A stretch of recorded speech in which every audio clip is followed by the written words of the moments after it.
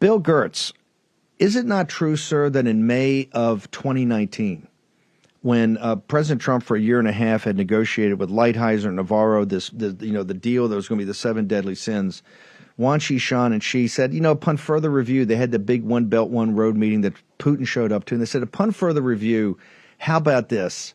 No. And in fact, we're going to decouple. And shortly thereafter, they declared a people's war on the United States. What is the concept of a people's war, and why is May of 2019 the inflection point in the run-up to the war between the CCP and the United States of America, sir?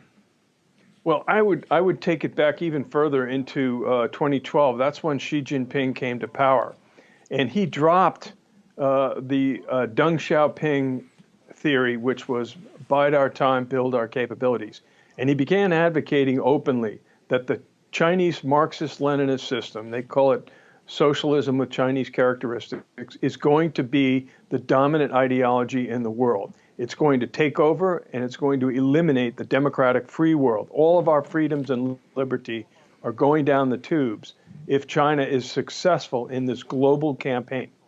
And they're marching forward. They've dropped it. Now, after the pandemic, their economy has gone down the drain, and they're retrenching a little bit. They want U.S. investment. They want good relations with the U.S. And the Biden administration has adopted a policy that I call war avoidance, which is basically the antithesis of peace through strength.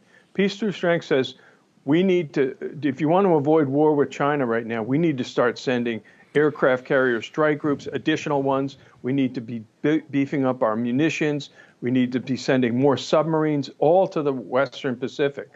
And if we don't do that, I think we're headed for war. I mean, that's the only way we're going to deter them.